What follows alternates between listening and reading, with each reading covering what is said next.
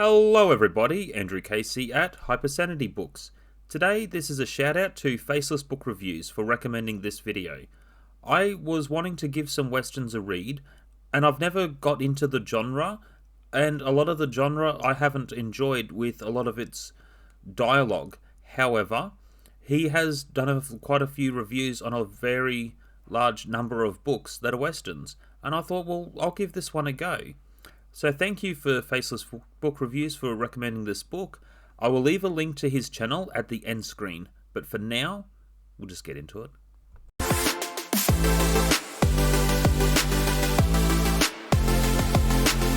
Number 1, My First Rodeo. Just to clarify, I have actually never heard of the terminology My First Rodeo before. That's only been revealed to me in the last month. I have spent a full 5 years working in a meatworks or abattoir where they killed cattle.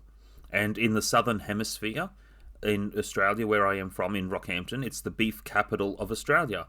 And it also does the most kills to the southern hemisphere, where some days it was 1,731 kills, just to work in for the freezer count. Now, I've never heard of the terminology My First Rodeo, even though I come from the beef capital of Australia. And therefore, with some other ways of being open-minded, I decided to look at this book from the character's point of view because it is a transition from how he begins in the younger life, losing his father early in the story, to how he develops through the narrative. Some of the dialogue wasn't too bad within the story. There are a lot of westerns where they use a lot of words such as suppose, and it sounds a bit, cheap for the dialogue.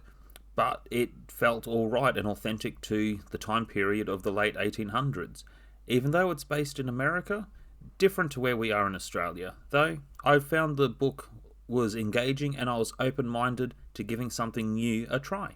Number 2, Location. I have argued that there are stories such as Under the Tuscan Sun where you immerse yourself into the story to know the story of the location more than the actual character's name. And sometimes you picture yourself in certain stories, and that's no exception to this one.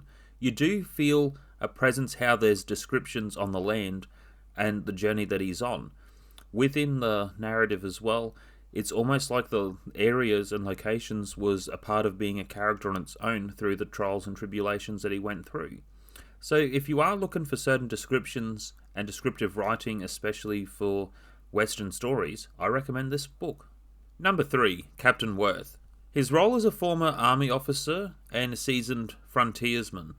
As the captain, he teaches a lot of different skills such as navigation, survival, hunting, and with these skills that he's teaching to Rye, it's part of the early part of the story and the development that is more prevalent within the story to be seen in for the chapters ahead. Trapper Rafe Carlin is another character that I enjoyed. He taught him how to live off the land, respected the Native American culture, and it was a lot of different skills that he was able to teach within the survival to find other resources and how to live and eat different food off the land, and how to track certain animals as well. So some of the skills from one person to another, it flowed through with the story. Number 4, Water Purification. I love how this was touched on in the story. It just added more to the story and the element to the point that I do make. His name is Rye, but you forget that at times because you immerse in the story to what he is doing. And I think the subject of water purification, primarily boiling the water to kill any unnecessary bacteria, while travelling longer distances. There is a certain survival skill that he needed to know to be able to do this. So with the story, I enjoyed this aspect of the story. In Australia, yes, there is a lot of vast land, and after listening to Bruce Campbell's audiobook Hail to the Chins, I also realised that there is a lot of vast land in America. A bit of a different circumstance, I haven't actually seen it for myself. And there's just some other, appreciation when you do immerse yourself in a story where, again, the land is almost like it's a character of its own. Number 5, Isolation.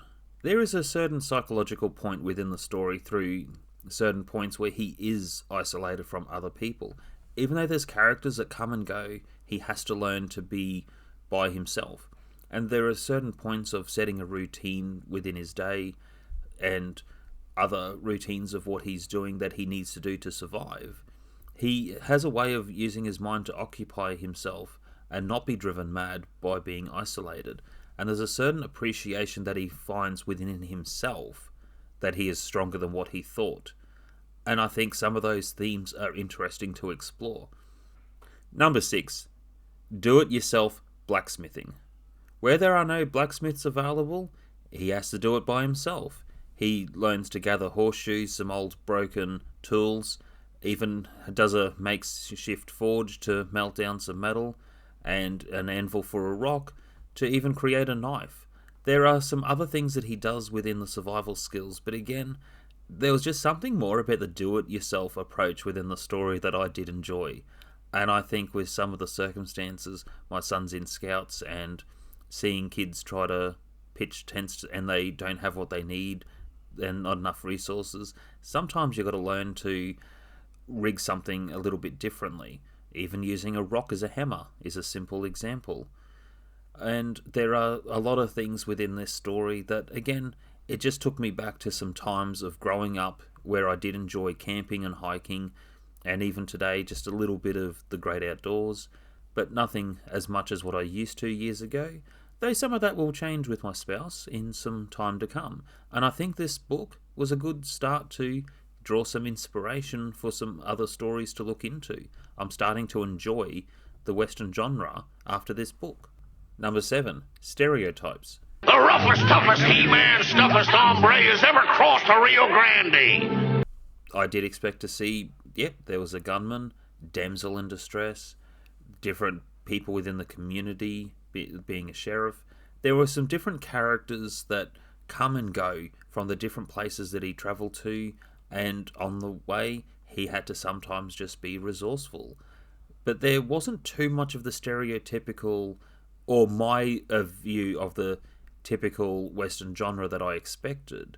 As I have said, this is not my genre, but some of the other points within the story just took me somewhere else.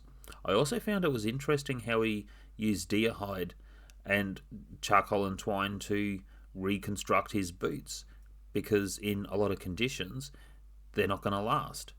So, there's just something else within this book that just took me somewhere else, and the stereotypical view I thought I would see within the book, I didn't see. Number 8, vengeance or justice.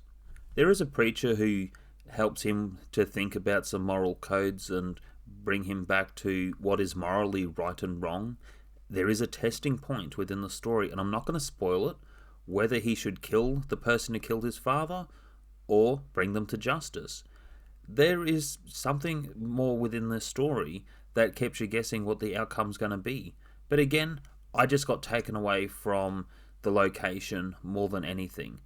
And I usually like a lot of stories when it comes to survival, or even stories such as Under the Tuscan Sun, where you're trying to make a go in a new location. I love a lot of worm farming and agriculture myself. There are certain things I find of living a simpler life. However, this is one of my favourite stories. Thank you, Faceless Book Reviews, for giving me this recommendation. I have enjoyed it, and I am looking forward to reading some more Western stories, and I will do some more reviews on some Western books. But that is another story.